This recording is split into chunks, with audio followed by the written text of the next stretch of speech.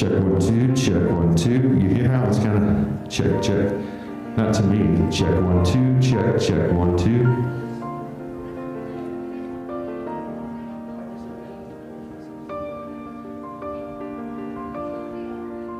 Check 1, 2, checking 1, 2, test 1, 2, check 1, 2.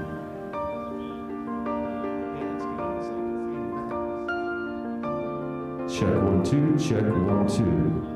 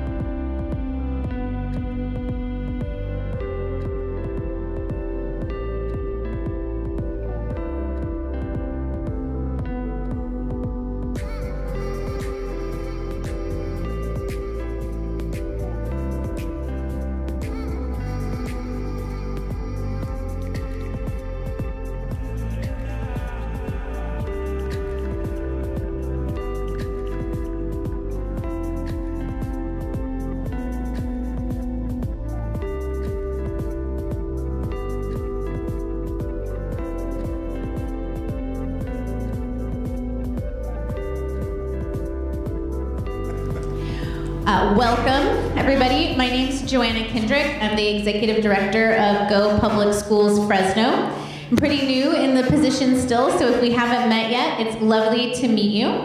We're really excited to be co-hosting this event tonight with a couple of our community partners. First, we want to make sure that you're able to listen to tonight's presentation in your preferred language. So if you haven't done so already, please grab a translation device and make sure that it's turned on and that you can hear. If you have an issue with your translation device, you can raise your hand and we'll have someone come help you. Also, a big thank you to Linguistica tonight, who's providing the translation. As our community continues to recover from the pandemic, I want to thank all of those who are wearing their masks tonight. Thank you for respecting your fellow community members as we are excited to gather in person for this event. We're thrilled to have you meet the candidates that are running for Fresno Unified School Area 5 board seat. School board members are elected to work in partnership with our community to help us prepare young people for success in college and their careers.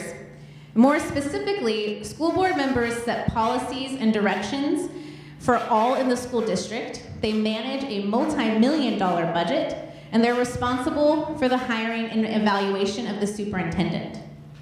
Voting in school board elections is one of the most important ways that families can impact the education of their children. We also know that families don't always have access to the information about school board candidates. So I want to thank Fresno Building Healthy Communities and CMAC for partnering with us so that more families can have access to an opportunity like tonight. Go Public Schools Fresno and Fresno Building Healthy Communities are both committed to working with families in Fresno to build a better future for our children.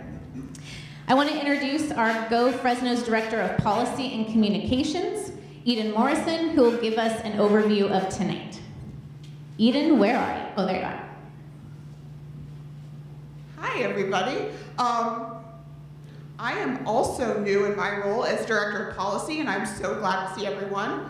Like Joanna said, if we haven't met, I look forward to meeting you all at some point. And I wanted to say thank you again for coming. We know that after 2 years of inconsistent schooling, our students are struggling. And they're struggling academically and emotionally, and we need leaders serving on the school board who will put the needs of children and families first. I wanted to be clear tonight that neither Go Public Schools Fresno nor Fresno Building Healthy Communities are endorsing any candidate. We are just here to have an open forum and hear the candidates discuss the ways that they might best serve Fresno students. Just a few ground rules for tonight. First is we ask that everyone put their cell phones on silent. Additionally, we want to ensure safety so that we ask that if you're not eating or drinking, please be wearing a mask. Number 3, just to be clear, again, this is a nonpartisan event, so if everyone would refrain from excessive cheering and noise making, we would appreciate it. And there will also be time for questions from the audience. I think when everyone came in, they were given a sheet of paper to put their questions on. If you don't have one, raise your hand and we will get you one. We will be collecting those after our 4th question. So we will have 5 prepared questions. After the 4th question, our moderator will make an announcement and our staff will come and collect the questions, and then we will sort of organize them and give them back to the moderator at the end. We also have voter guides available. If you would like one of those, again, raise your hand and we can pass them out. They're available in both English and in Spanish. And then my final privilege tonight is to introduce our moderator, Isabel Diepa. She is the marketing specialist for Fresno Building Healthy Communities. She was formerly a reporter at the Fresno Bee Education Lab and is committed to supporting and improving her community. So let's welcome Isabel. Thank you, Eden. Hello, good evening, everybody. Hola y buenas noches. Mi nombre es Isabel Diepa. My name is Isabel Sofia Diepa, and as Eden said, I am the marketing specialist at Fresno Building Healthy Communities. I would like to thank you all for coming and also thank the candidates for participating in this forum tonight. Thank you very much. There is a couple of ground rules that I wanted to make sure that the candidates were aware of. We are limited on time. So everyone will have 2 minutes to answer whatever question I'm asking. We had provided some of the questions beforehand. And we ask that you please allow each of your fellow candidates to answer the question fully, to not interrupt. And that way our audience can hear everything that you have to say and understand your position fully. And because we want to ensure that our audience questions are answered later on tonight, I might only limit the questions that I ask you all to 3 or 4 questions versus the 5 original questions I had asked. So, without further ado, would you guys like to hear from our candidates today? Yes? Okay, thank you. So, the first question, the first question is, Fresno Unified is the 3rd largest district in the state, and yet it has historically struggled with low graduation. Only 2 out of 10 graduates meet literacy standards. What specific interventions will you put in place to ensure that all graduates meet literacy standards, and how will you measure success? We're going to direct this question first to Andrew Fabella, please.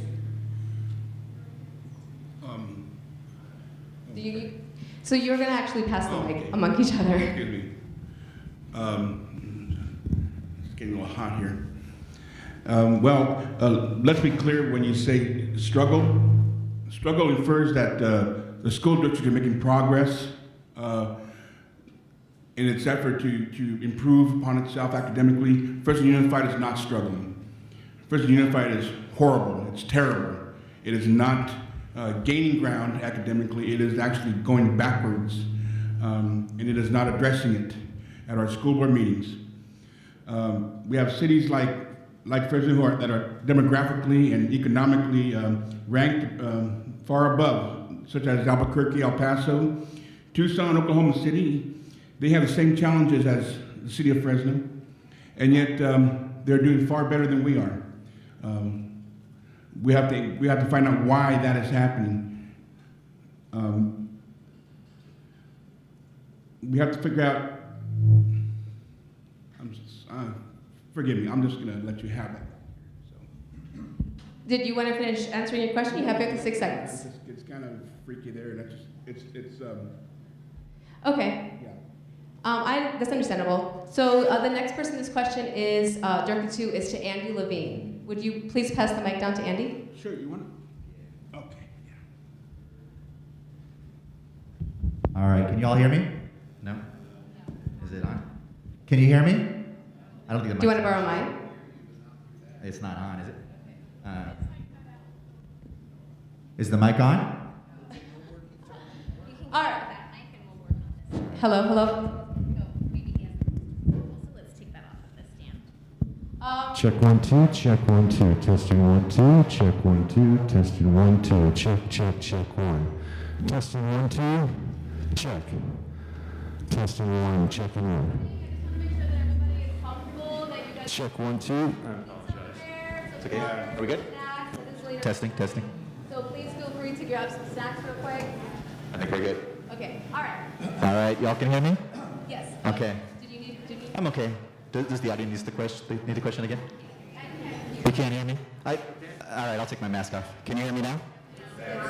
Still, it's like, can we get a little more treble on it? Yeah, I got It's trouble. all bassy and it's got no treble. I got trouble, and that's why I'm getting feedback. Because everything was so congested, I didn't have much room to work with. Testing. Yeah, it might be better to use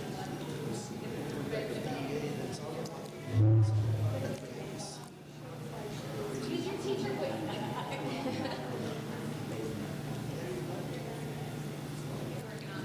Okay. Do you want to just project? I can try, but I'm not the best person for that, probably. Testing. No, that's not. It's just off. Okay.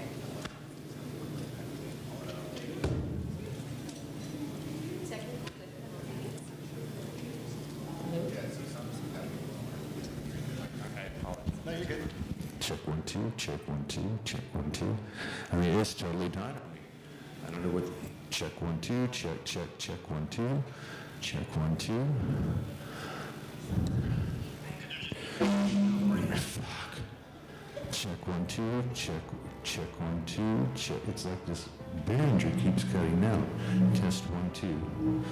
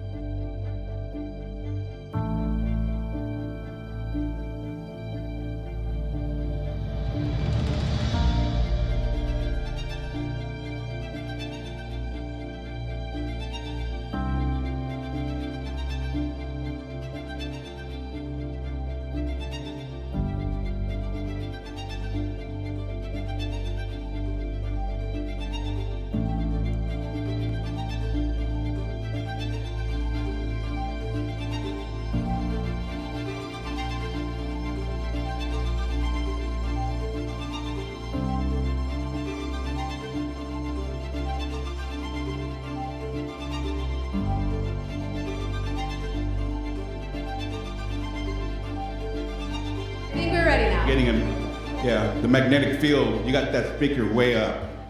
Yeah. Okay, so I'm gonna ask the question again, and we'll have Andrew answer the question. So the question was, Fresno Unified is the third largest district in the state, and yet it has historically struggled with low graduation. Only 2 out of 10 graduates meet literacy standards.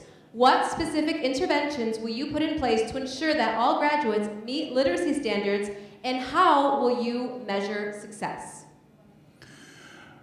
Well, as I stated, we have cities within the United States that have the same demographics as Fresno, and I'll restate those. They are Albuquerque, El Paso, Tucson, Oklahoma City, and they have the same challenges, and yet they do far better than we do academically. We have assistant superintendents and just administrators here who get $150,000 or more in salaries, and we have 500 of those administrators here in this district. And for them to not be able to figure out the answer over a 10-year period that I've been here, and since 2004 when my daughter first started here, is actually pretty atrocious. Our Chief Academic Officer, Kim Meekum, states that holding students back for any reason is bad for their self-esteem. Well, how bad is a child's self-esteem if they go into the 4th grade and yet they aren't ready to go into the 4th grade and they're messing up in class and they're getting embarrassed in class? Or when they continue to go on to 5th or 6th or 7th and 8th grade and they're at a 3rd grade level or 4th grade level and they're embarrassed in class, or they don't, to the point where they don't want to go back to school. We had back in the day the graduation exit exam. Fresno Unified used to also have, every year, we'd have students who would take a test at the end of the year to see how they had progressed through the year. We stopped that, but we need to renew that to see that where our children are and to see how our administrators had done and our teachers had done through this previous school year. So we give ourselves a test and we know exactly how we did. Thank you, Andrew. The same question is directed to Andy. Good afternoon. Can you hear me? Yes. All right, good. I was afraid that was going to happen to me again. Thanks for the question. So I'm a big believer in individualized, personalized supports for students, especially our most struggling, vulnerable students. And here I'll agree with Mr. Fabella. When we use the frame of struggling, when it's 2 out of 10 students, I agree that's actually a failure. Is the... Yeah, sorry. That's how I'm starting. Okay, cool. That is a failure. I think it starts with actually just acknowledging that we are failing. There's, I think, been I'm a proud graduate of Fresno Unified, and so the statistics that we're talking about around reading and math have been the case, I think, for long before the pandemic, right, for sure, and certainly since when I was a student as well. It starts with recognizing that we are not doing enough, that we are failing. I think there's been sort of a mentality of, well, we're doing all that we can. We've got high poverty, we've got students that are facing very serious real-life challenges, which is real, but I think it's recognizing that we just simply are not doing enough. And as I said, it starts, I think, by making sure we're utilizing the resources to provide students, especially most vulnerable students around ELL, high poverty, foster, unhoused students, and others, special ed as well, with individualized, personalized supports so that we can actually address what they need and what's going to most sort of inspire them to get up to standards and to see where their path forward is for a college or career. And so I think that starts with, folks don't realize, I think, in my opinion, that we have a $1.3 billion budget. We have we have one of the highest budgets in the entire state, if not the country. And there's a lot we can do with those resources, including now an additional $700 million of federal funds that are coming because of our size and population. And so I think we can utilize that to provide counseling, both mental health, but also academic coaching for students. And then lastly, I would just say that I've been a big beneficiary of mentors in my life. I've just been fortunate to have people that have sort of believed in me before I believed in myself, right?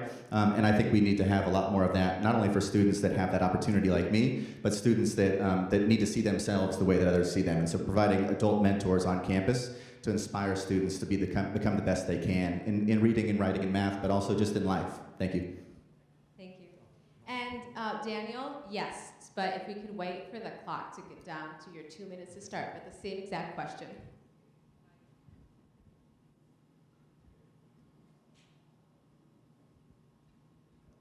Sorry, okay, you can start. Okay, thank you for the question.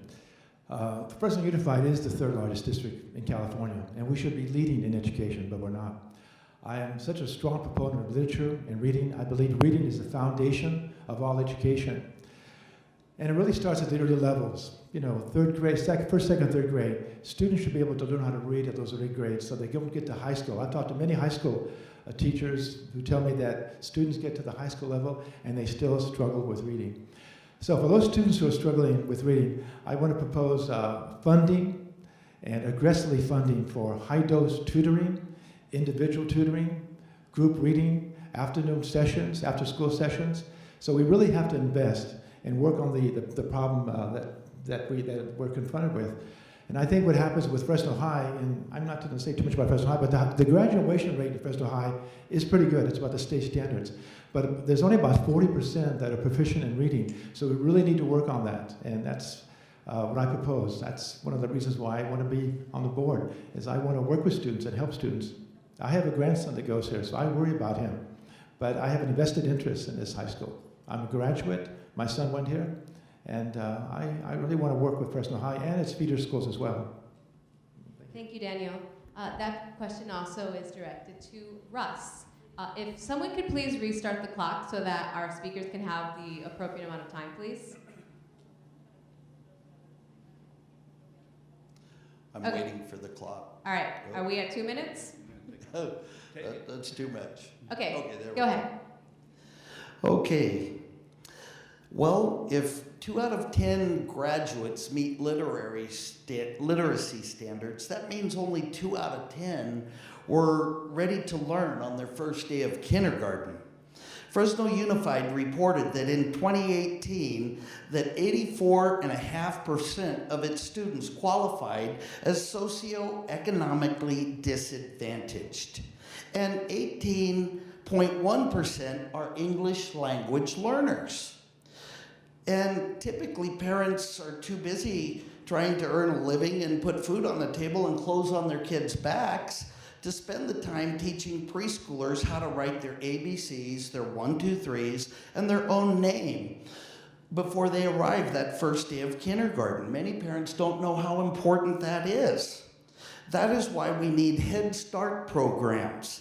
They are imperative for these families to prevent their children from being behind on day 1.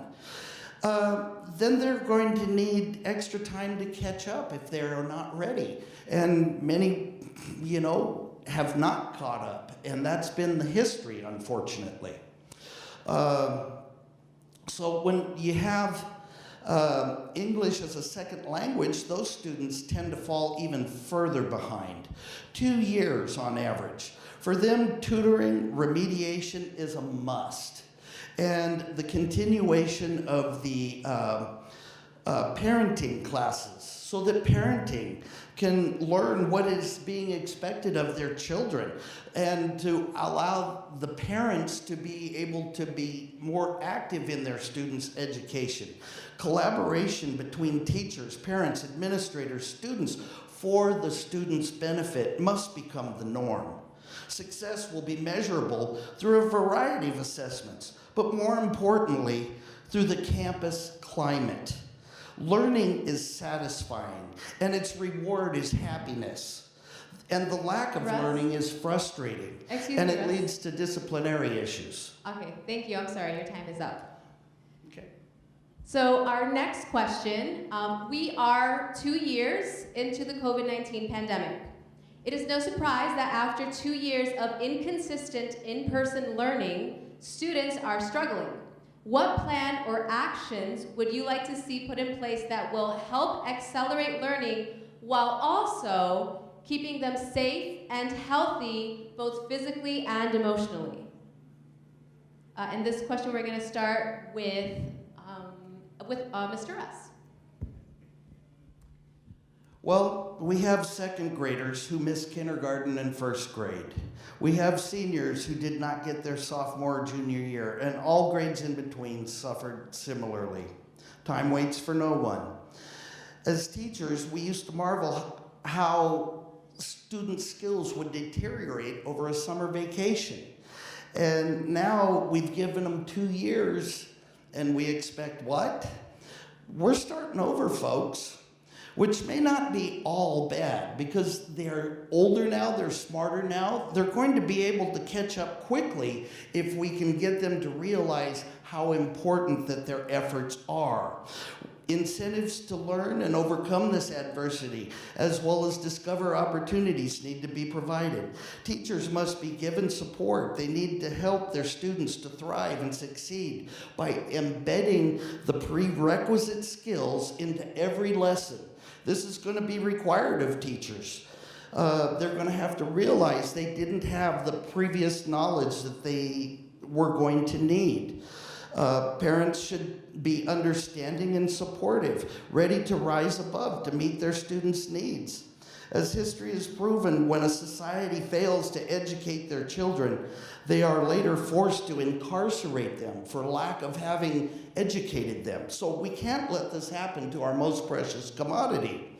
It will take a community to overcome the current predicament, but we can do it. against all odds if we determine ourselves to do so. I'm Russ Allen. I'm here for kids and their parents. Si se puede. Thank you, Russ. That question is also directed to Daniel for the next person. Thank you. Okay, thank you very much. Well, we know that the virus has not left the community. It's still out there, so we have to be very careful.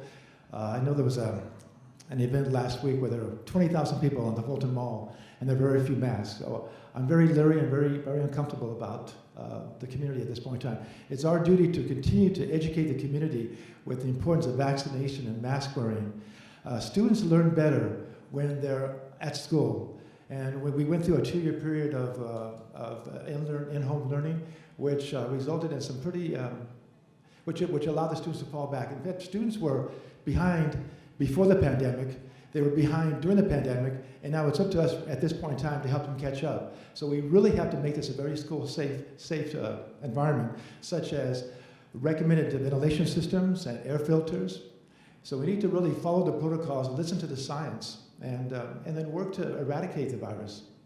Thank you. Thank you, Daniel. Andy? So I want to start by saying I think there's a lot of talk of a learning loss.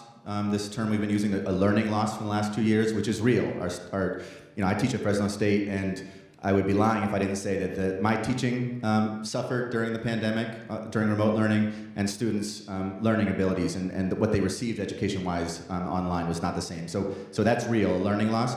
But I think that misses the point of all else that was lost by our students and families over the last 2 years. I think we do talk about the mental health consequences of the pandemic, but personally I think we actually are underestimating the mental health consequences for our students and the stresses and mental health issues for our families.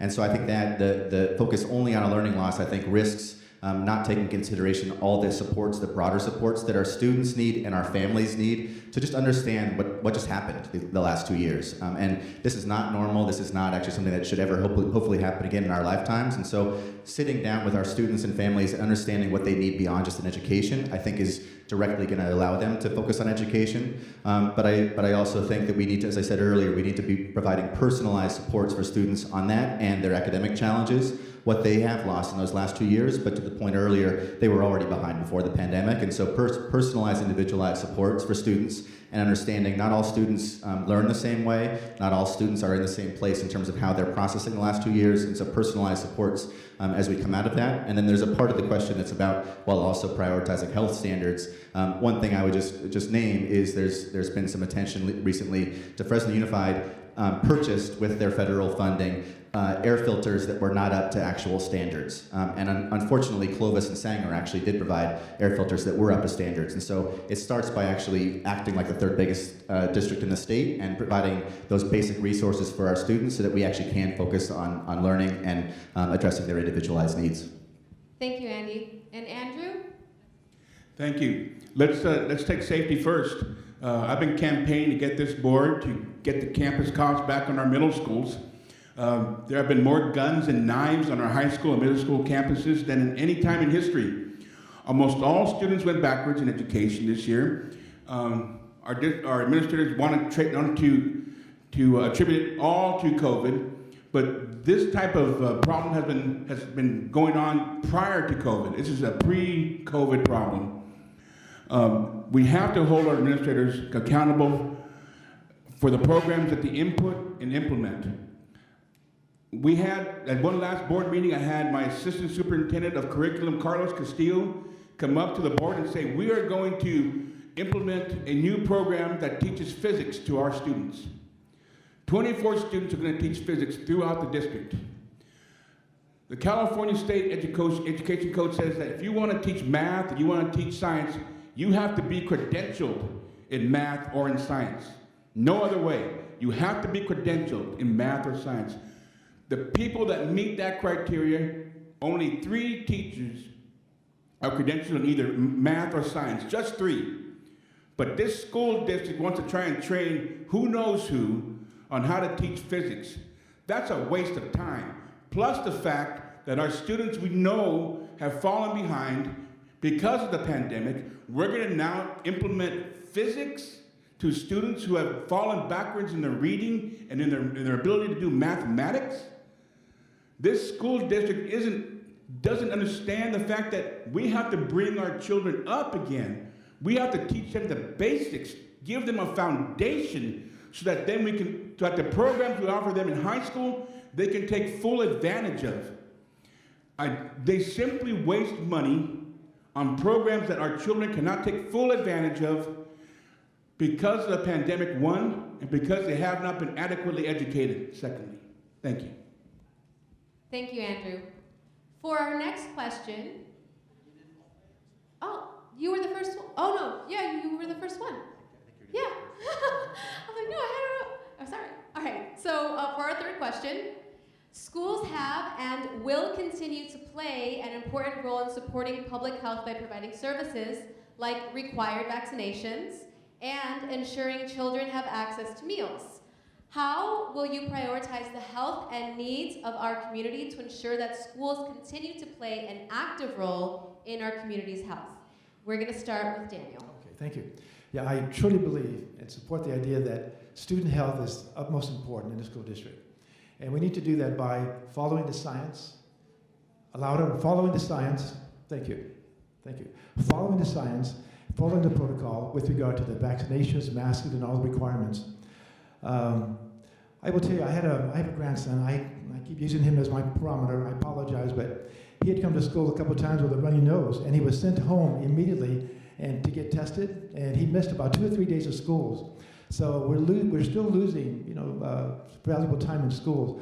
I would recommend that we have rapid testing at the school sites under the supervision of medical staff and parental consent, and that we fully staff all school nurses. I had a meeting last night with a principal at one of the schools, and she did mention that some of the nurses are still hopping around from school to school. So I would fully recommend and fund that every school have their own full-time nurse equipped with medical supplies, and so that we really fund that program. And that's what I want to say. Thank you. Thank you, Daniel. We would have Andrew answer the question next, please. Well, FUSD must begin putting the resources in place to educate the parents on these critical issues. Simply putting info on a website or an audio recording just isn't getting it done. We hired 4 new communications employees. We should be doing a better job getting this information out to parents. Everyone loves the term outreach. I define outreach as going out into the neighborhoods, knocking on doors. As many times as it takes. The quote administrators give me all the time is, "It's too hard." Well, for me, that's not an acceptable answer. If I'm paying you $150,000 and $100,000 in benefits, I want your butt out of that chair and knocking on doors, okay? I want you're supposed to be a public servant, start serving the public. We have the city of Fresno purchasing hotel rooms and so forth that are for homeless. We have homeless families in our district. What is our district, what is our administration doing to go to the city and helping these homeless families get housing? I haven't heard anything, I haven't seen anything in our budget that says we're going to go to the city and help and either work cooperatively with them or what. But we simply allowed our homeless families to remain homeless when there are in fact resources out there within the city that we can get for them. The other thing is that we know who our children are, there's new state law that says we aren't supposed to waste food that's already given. We know who our hungry children are, our hungry families are. We can give those resources to those children before they go home. So we feed them in the morning with breakfast, we feed them in the afternoon lunch, and then whatever is left over in the daytime, we can give to those families that are poor and need that for dinner. Thank you. Oh, sorry, Bryce. Thank you, Andrew. And Andy is actually next. Wait, okay, sorry. Yeah. So I think, sorry, I'm just going over the question again. One of the only positive consequences of the pandemic was I'm a community organizer, so we've been fighting for years for policies and protections for our most vulnerable families, and oftentimes the response has been, well, we can't do that. That's impossible. That's crazy. And it was interesting during the pandemic, and maybe that's not the right word, but the pandemic, I think, forced us to do some of the things that we've been calling for all along. And in the Fresno Unified School District's case, providing, I think we did a pretty good job of providing meals, probably could have done more, but providing meals while schools were shut down and during breaks for students in ways that we should have been doing all along. I think similarly, like one thing that we've been pushing for a long time are more tenant protections against evictions. Well, we had basically an eviction moratorium during the pandemic that we should have probably had all along. And so I hope we actually learn some of those consequences to stop saying we can't do these things, but actually realize that some of these things that we think are radical are actually just necessary to protect our families.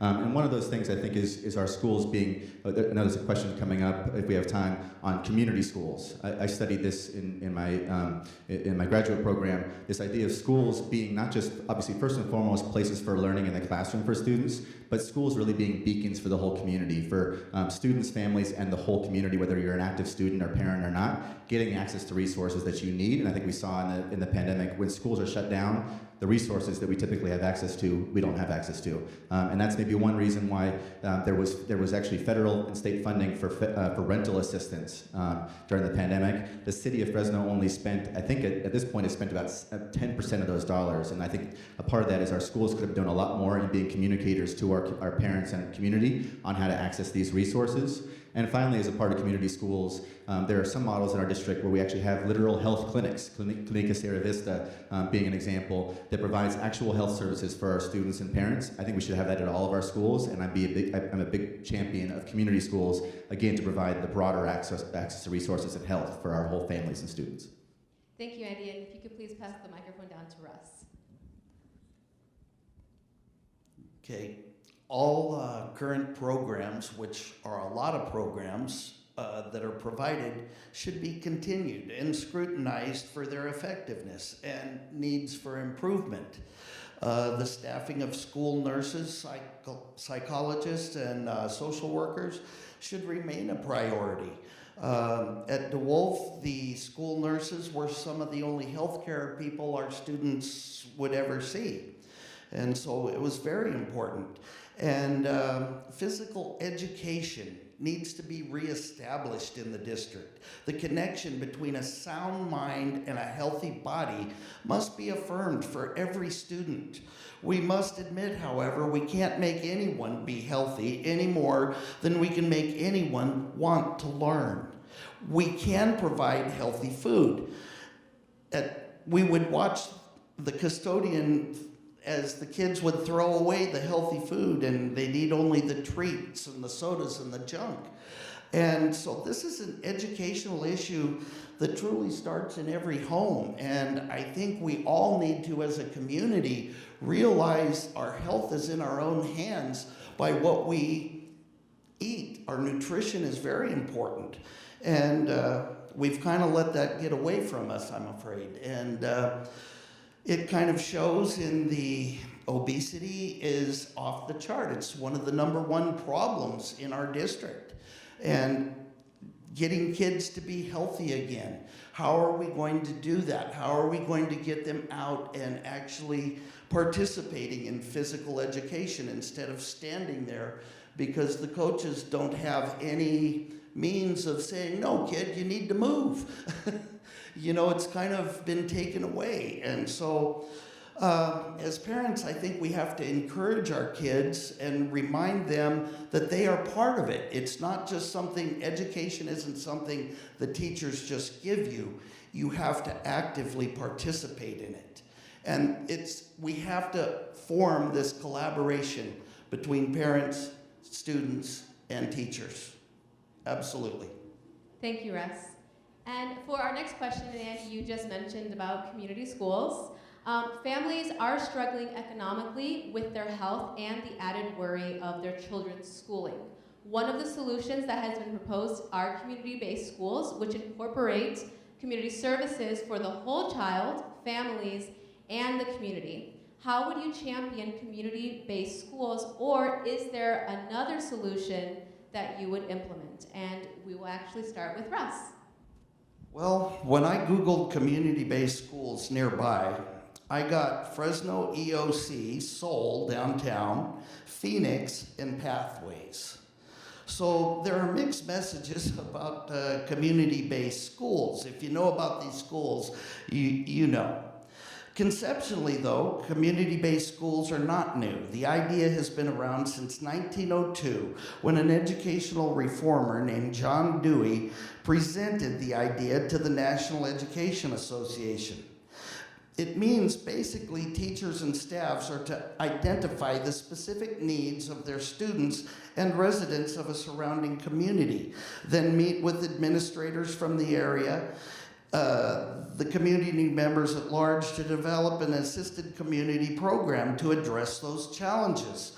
The central tenet to a community schooling is we break the age-old cycles of business as usual and get our kids to love school and love what they're learning. If we can get them to love school, it builds commitment within them. It motivates them to overcome and achieve despite their circumstance. The best teaching comes from building on students' success, and success is contagious. We must celebrate each of their little victories in our families throughout the community. Somehow, with the current cycles of constant crisis presented by today's media, it would seem we have lost the joy of learning. We need to find it and return it to our children. They deserve our very best. Let us all commit to finding the joy of learning within our community. Thank you, Russ. And the next person would be Daniel, please.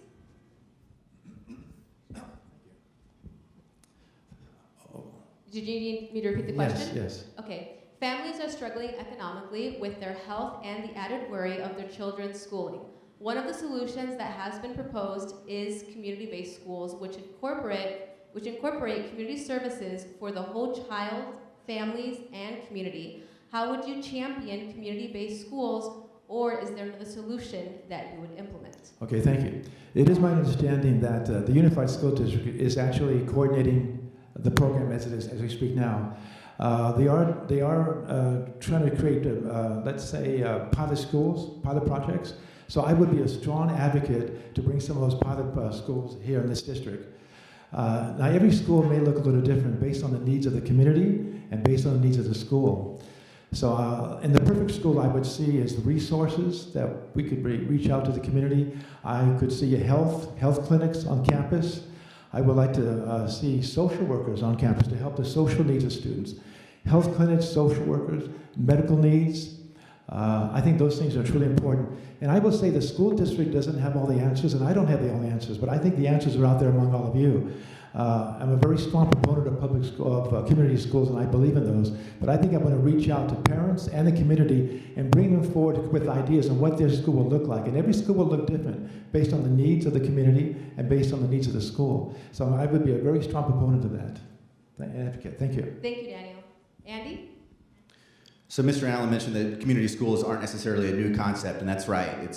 Maybe it's evolved or changed over time, but it's been a conversation for a while. What is new and what's exciting is that the state of California actually allocated $3 billion with a B for community schools in their last year's budget that districts have to apply for. And so this is where leadership comes in of we need to make sure that our district applies. It's to pilot them in individual schools. So it wouldn't be in every school from the beginning, but to pilot it in individual schools and to see how we can take it to scale. But that money will only come if we apply for it.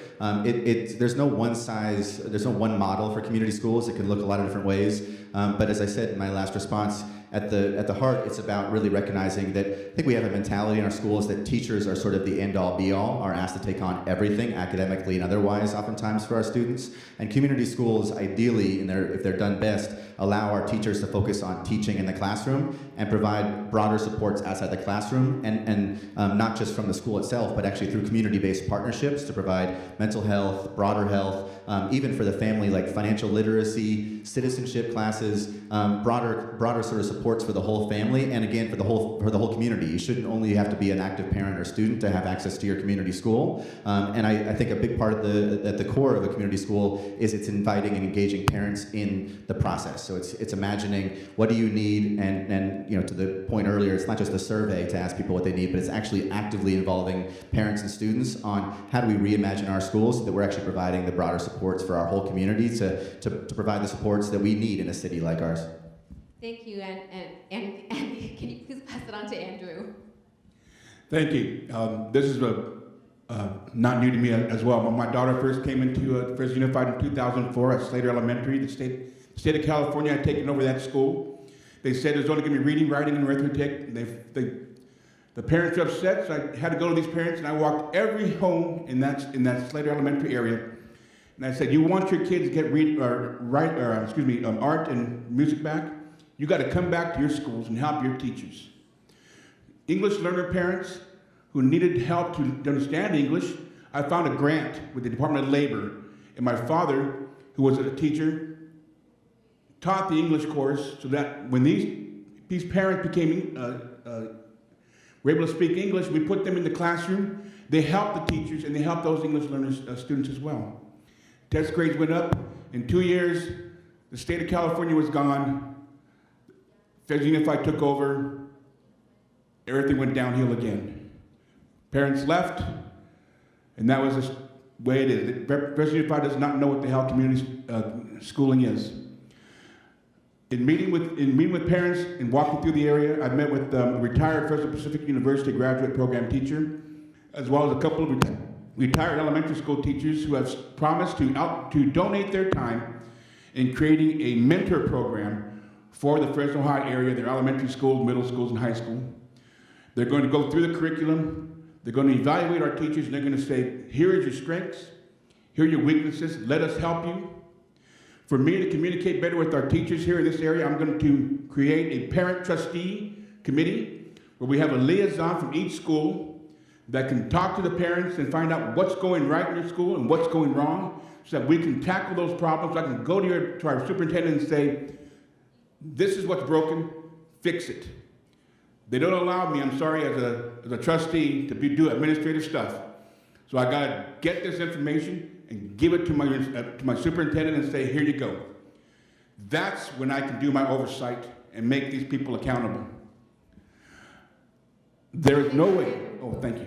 Thank you. Okay, so I'm about to ask our last question. However, we did pass out some note cards for you all to ask whatever questions you wanted to ask the candidates. We will be collecting those soon while we are answering this final question, so please make sure to fill out those note cards. Oh, they already filled out. Okay. All right, so after this question, I'll be asking your questions. So for our final question, many parents say they struggle to get involved in their child's school site because they don't feel valued. Activities take place during working hours, and the resources needed, like childcare and interpretation, are not provided. What specific actions will you take to ensure parents who want to be active at their child's school site are able to meaningfully participate in decision-making? And we'll start with Andrew, please. Yes, I'm going to say that word again, accountability. I say it and I will continue to say it because Fresno Unified School District has none. If a principal at Fresno Unified School District High School is making $179,000 a year, and the benefits that they get on top of that make that the high school principal's pay package be valued at over $300,000. Each and every year, and the boss makes even more. Their bosses make even more, and should any of us accept that failure to provide the value to the community, to provide assistance to parents who wish to become part of their school, then that is just not acceptable. We're going to audit programs that are not working, and we can use those funds to provide child care, to bring in trailers and bring in professionals who can help in child care, so that we can have parents come in and assist their students in their schools. Thank you, Andrew. Mr. Russ? Well, as a teacher for Fresno Unified, I valued parental support more than anything. To the parents that were truly there for their students, I thank you from the bottom of my heart. I had an open door policy when I was at DeWolf High School, where if a parent was willing to come and sit with their student and see for themselves what was being asked of them, they were welcome. I would highly encourage that. That level of commitment is rare, though. When I taught at Bullard High School, teachers would brag if they had 10 parents sign in at the back to school night. when 85% of your student population are socioeconomically disadvantaged youth. It lends to the belief that parents are forced to work to make ends meet and are challenged with schedules that do not allow them to attend many of these things. Some of my colleagues would scoff that parents just don't seem to care, instead of empathizing that the single parent with 2 jobs to keep them from being homeless, that is care. Making sure their kid eats and has clothes and a bed to sleep in, that is care. Without the communication, though, how could we know? And did the student even bother to tell their parents? Integrity issues in relationships are common with teenagers as they become aware of themselves and embarrassed to be seen with their parents. The struggle is real and the misunderstandings are many. Instead of playing the blame game, which is pointless, we each and every one of us who are stakeholders vested in our community must hold ourselves, as well as one another, accountable to our children. They are our future. They deserve our best. Thank you, Russ. Andy? So the majority of the time, I moved back home to Fresno in 2012. Fresno is my hometown, but I was away for a number of years. Moved back in 2012 to be a part of, I mentioned earlier, community organizing, specifically through an organization called Faith in the Valley that brought people of faith and non-faith together across very different backgrounds and perspectives, and realized that we actually have a lot more in common, a lot more we agree on than we realize. And uniting around involving ourselves in the public process, into the public square, like going to city council meetings, going to board meetings, and making sure, especially parents that are most vulnerable and directly impacted, and residents in general, are the ones that are heard by elected officials. And so I'm a big believer in people of all stripes, but especially people that are most directly impacted, being invited and included in the public process. And so I was fortunately, the Fresno Unified School Board has the benefit of having evening meetings, unlike the city of Fresno has usually morning meetings, which are not accessible to parents and working class folks. School board meetings are in the evening, but it starts by actually really welcoming and truly inviting parents into those meetings, and they can tell, you all can tell when you're really welcomed and valued and when you're not, right? And so it starts from the dais, making sure that parents feel valued and respected. And then outside of the school board meetings, I would be really excited to have regular community meetings in each of the schools in the Area 5 area, Fresno High and other schools, to really invite and engage parents and families in what needs to be done. And starting with, I've been canvassing at the doors with voters the last few months, and struck by how few people know that the district has received, or is receiving $700 million extra in federal relief funds from the pandemic that needs to engage community in how to process that and how to utilize those funds. And I would engage parents in Area 5 and across the district in helping to actually inform how do we utilize those dollars in the most effective way that address the needs that we've been talking about all tonight. Thank you, Andy. And Daniel? Last question? Yes, this is the last question of ours, and then we have the community questions. Okay, thank you. From the very beginning, I talked about giving a voice to students, teachers, and parents. I think it's so crucial and integral in the education system to involve the parents. I speak to teachers all the time, and every teacher will always tell me that their job is so much easier with parent involvement. And I know it's intimidating. I see parents come to the school system, and I see them with maybe there's a language barrier, other barriers. It's very intimidating for parents. I fully expect, and I commit myself to go out to the community. This district has 12 schools in its district, one of the largest districts in the Unified School District. I fully expect to go out to those communities once a month and meet with parents, and I will meet with groups, provide interpreters. I will have, without a doubt, child care providers to assist and help. That's one of my goals, is to meet with parents, because I think it's so important to communicate with parents and bring them to the table. And at the school board, I've seen parents come and feel a little embarrassed and intimidated, but I really want to give them the full floor and let them give their feelings, expound their feelings and ideas and listen. I'm here to listen. One of my expectations of the 12 schools I have in the district is I fully expect that every household will have my phone number, and I encourage people to call me and talk to me and ask me questions if I can help. The other day I called Fresno High School, and I had a simple question. I was put on hold, and the answer, the recording says, well, ask your question, and within 24 hours, we'll get back with you. Well, parents, if you've got a question, you can't wait 24 hours. If you're in a crisis, you cannot be on a waiting list. So that's my that's my take on that. But I want to spend the last few seconds to say I want to thank the Go Fresno for inviting me on behalf of all of us, basically. And I feel very honored to be here today on Cesar Chavez's birthday. Thank you. Thank you, Daniel. So we actually have a couple of questions from the audience, and we can just go down the line. So this question says, recently, FUSD received $703 million for COVID relief funds. Some of those funds were supposed to be allocated to updating our school's air filtration system. That never happened. And FUSD is not able to provide information on where those funds went and where those funds went. What will you do to bring more transparency to the FUSD budget and help our schools get their HEPA filters? Okay, thank you. Well, I worked for the state of California for 25 years, and I was an administrator. I've always been a really good steward of taxpayer dollars. I follow those, I respect, because it's your money that we're spending. And I did see the article in the Fresno Bee that the air filters, the ventilators were there, and they did not install those. So I think that there was a lack of transparency. So I think it's our job, my job, to assure that the job is being done, especially if they were already paid for. They just weren't installed. So somebody somewhere dropped the ball. So as a board member, I think it's incumbent of all of us to what you would call verify and confirm that the job is being done. Thank you, Daniel. Andy? And this is a minute, right? Yeah, this is 1 minute. Okay. Yeah, so I think the air filter failure is a good example that, one, we don't operate like the third largest district in the state.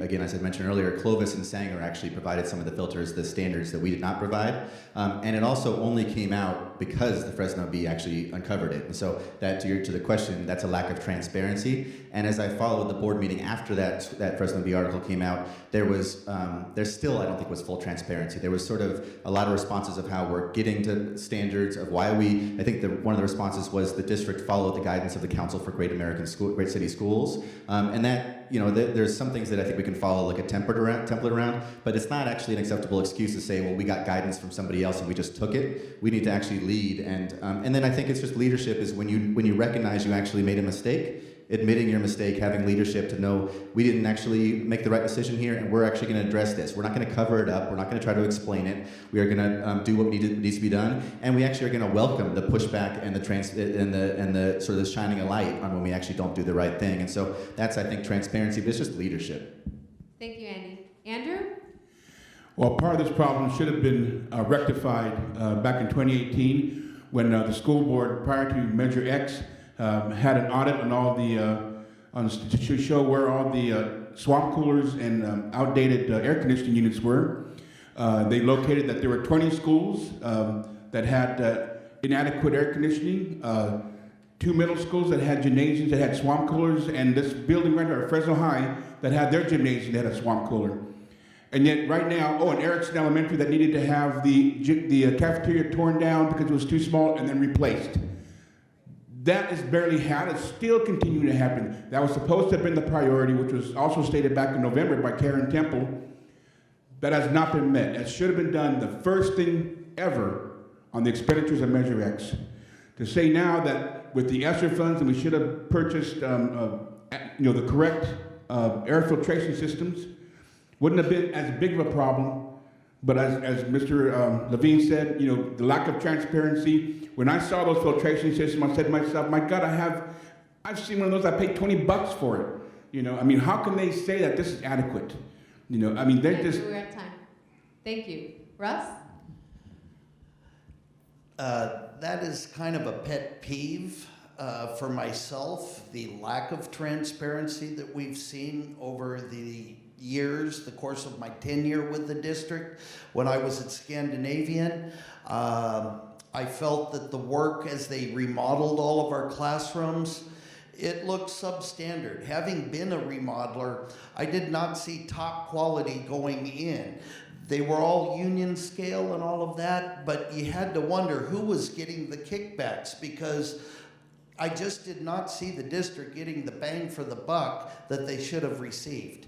And so, yes, I do want to see more transparency in the budgeting, and I want to make sure there's no sweetheart deals going on where somebody's getting kickbacks. Thank you, Russ. And for our final question of the night, oh, we have a couple more. Excellent. All right, so for our next question, and just a reminder that these are 1-minute answers, please. Do you think members of the board should have ongoing training, especially in the area of the Brown Act and board policies and procedures? And we can actually start with Russ. It should be available if needed. Many of us have worked and had to live by the Brown Act, as I had to have a copy of it posted on my classroom wall for many years. And so I'd say myself, I don't believe I need that training. I might need some updates if there's changes. And yes, we do need to stay abreast of our professional growth as a constant. However, I myself personally don't feel the need. Maybe there are other members who do. So perhaps it should be available for those who do. Thank you, Russ. Andrew? Yes, I think especially for this board, I've never seen such an egregious violation of Brown Act, sections of the Brown Act. Our president right now, Jonathan Rosas, has reduced the public speaking time from 3 minutes to 2 minutes. I had to went up there and asked the question. In the Brown Act, it says that you must have a legal reason for reducing the public's time to speak. She would give none. I asked the attorney for the district. He would say, well, it's the preference of the president. Well, I've looked at the Brown Act 30 times since 2004 when I used to go to every board meeting, 270 board meetings I've been to, and I got to tell you, there has never been president's preference listed in the Brown Act. I've gone to many times when I've had to actually correct school board presidents when they're on the days as to their violation of the Brown Act. So it can be quite embarrassing for the school district. It must be embarrassing for them. Well, not really, because they don't care. It seems like they don't care about the public and whether they have a right to vote or a right to speak. And I think that's just atrocious. That's what the Brown Act is supposed to protect. You're at time. Thank you, Andrew. Andy? The short answer is yes. I think, especially for myself, I've been around governing and public service for a long time, but I've never actually run for public office myself. And so I would welcome and need training on Brown Act and all the things that I would be learning for the first time. And I think we should all be constant learners and go through that process. I think a part of what the school board should do, certainly first and foremost, as was said earlier, it oversees the superintendent, it makes budget decisions, curriculum decisions, but it also hopefully models for our students how do we actually act as responsible adults and leaders, and how do we actually make decisions together in a very respectful and methodical and formal way. So I think actually inviting our students, not that I'm not suggesting our students should all be trained fully on the Brown Act, beyond everything else they're having to do academically, but inviting students and parents into actually some of these conversations so we know actually how do we have these conversations, but also why is the board doing certain things, and how do we hold ourselves accountable to those? Thank you, Andy. Daniel? Yes, I fully support the Brown Act in that holding meetings in the public eye. I think it's really important for the public to see and to hear what the board is, any board is doing, and it just shows transparency. So I fully support that. But I think it's always good to be involved in training, ongoing training, to see if there's any changes and any possible, changes to the Brown Act. But I think it's important to really follow the law and the protocol with the Brown Act. So. Thank you, Daniel. For our next question, can you identify the current barriers parents of SPED Ed students face in this area, in District 5? Daniel? Okay, thank you. For the third time, I'm going to mention my grandson. He attends here in a special education program, so those programs are near and dear to my heart. And I've seen his mother struggle with programs, getting him into the proper training, getting him identified, and getting the proper services. It just takes so much effort, so much work to navigate through this complicated system. So I'm such a proponent of special education and other special needs students. So that will be one of my high priorities. Thank you. Thank you, Daniel. Andy? So I'll start by saying I think I have a lot to learn, and I'm excited to learn on this issue. And the open secret that Fresno Unified actually is failing in special ed specifically. There's actually been a report that has documented that very clearly. My mom was a school psychologist essentially for special education. She corrects me when I say that. She says technically it was for students with social, academic, and emotional challenges for the county schools for several decades. And so I take special education very seriously, and I think it's clear that our district needs to do a lot more to welcome students and parents in special ed, but also to not have a stigma around special ed, but actually have a clear plan for mainstreaming. And okay, Andy, you're out of time. Thanks. That's okay, thank you. Yes, we have failed dramatically with special education. We put an associate superintendent of special education, Brian Beck, who has no knowledge of special education, into that position. You would see constantly at the school board meetings, parents coming up with their children saying they have been denied or are not receiving their special needs services. We have finally got somebody in there who I believe knows something about special education, although now we are wasting money with Brian Beck on another one. I won't even say what it is. We have to be better at what we do with when we appoint we appoint someone to be a superintendent. We have to make sure that they are knowledgeable, that they are trained, that they know exactly what they're doing. We have people who are in charge of curriculum, who are in charge of academics. Thank you, Andrew. Russ? Special ed needs a lot of attention and needs a lot of help. It cannot be overlooked. There's a lot of things been wrong with it. I won't get into any specifics, but it does need a lot of focus and help, and it should not be swept aside. So if you have to ask for it, then that means somebody at that school isn't doing their job, and that cage needs to get rattled.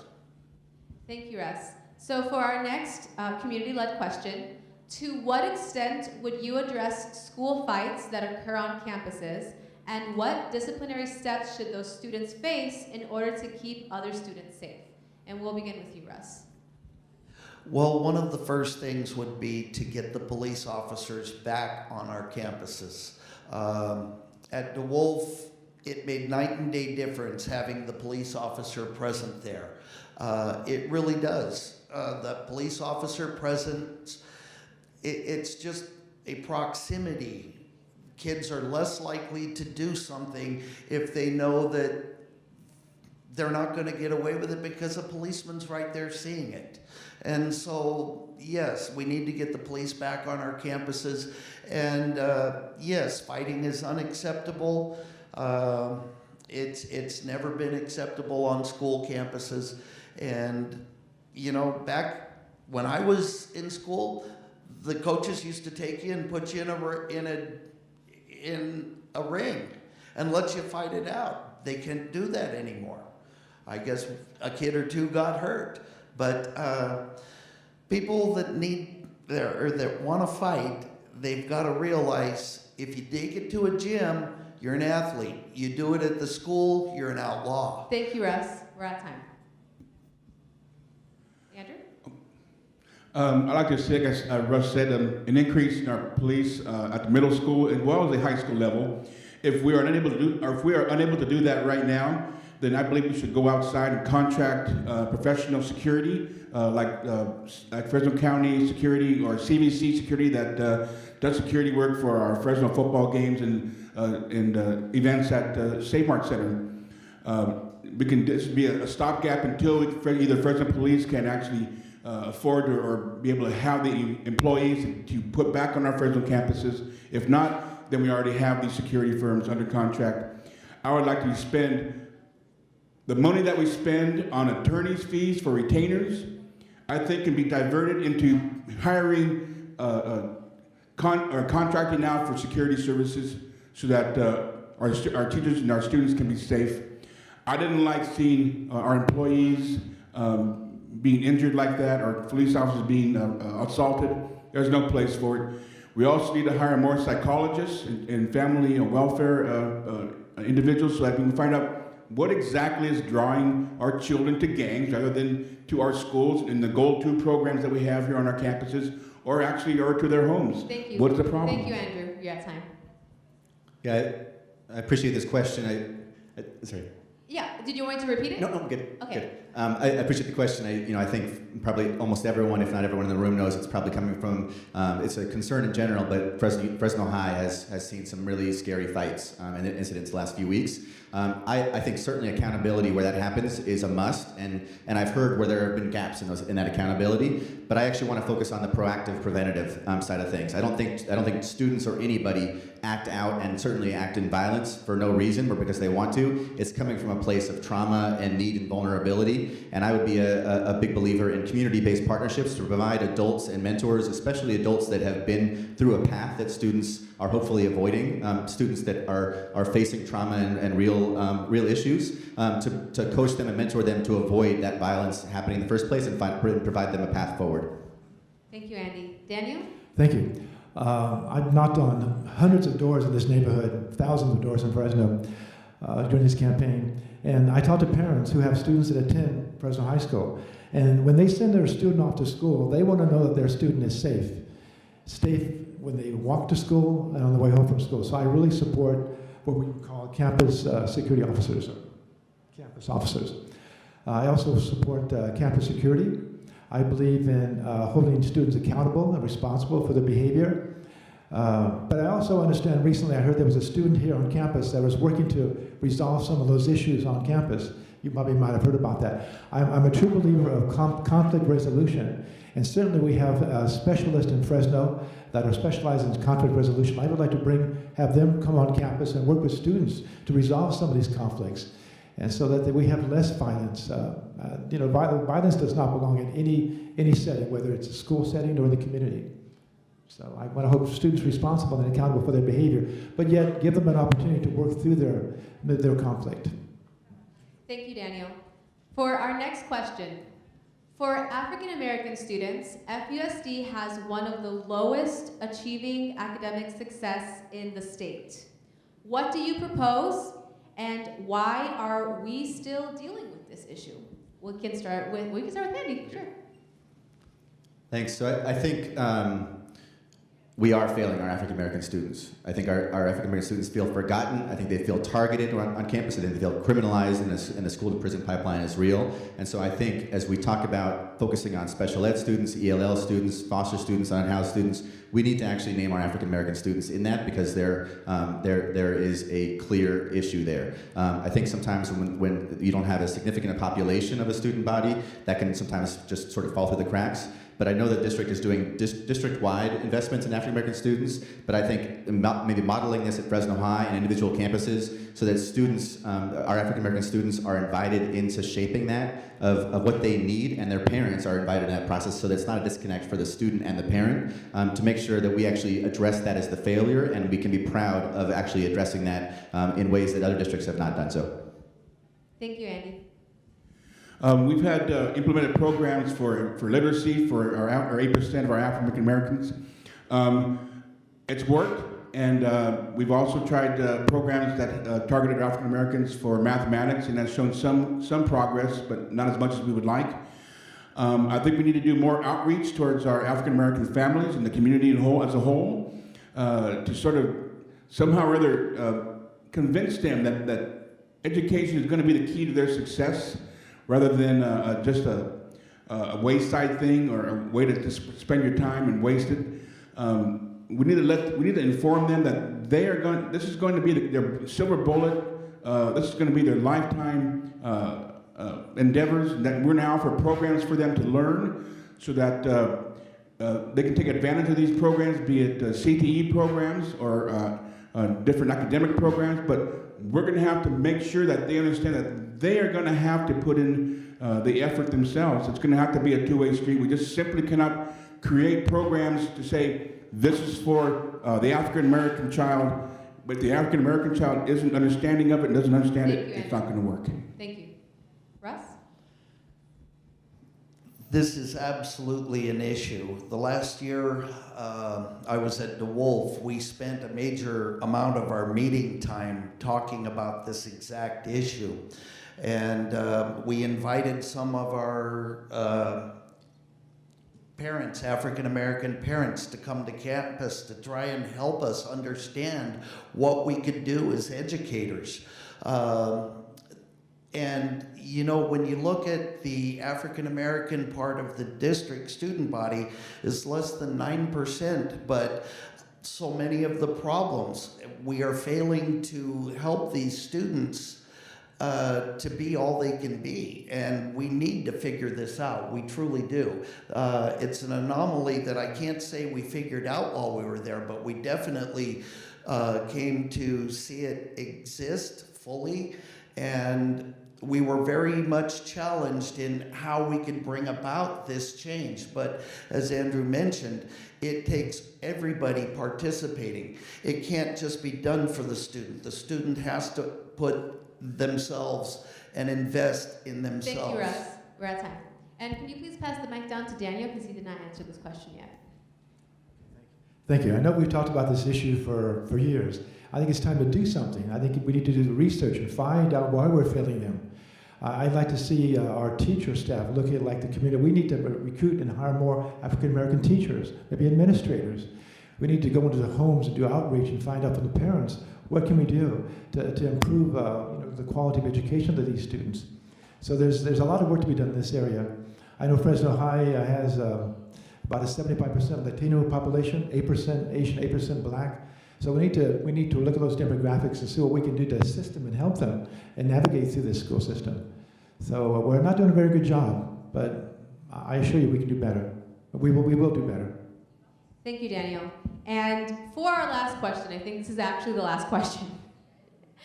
So recently, the FUSD board passed a measure to renew a literacy program encompassing an extra 30 minutes of reading at the end of the day, which showed no improvement in literacy rates over the last 6 years, up to a 6-year duration.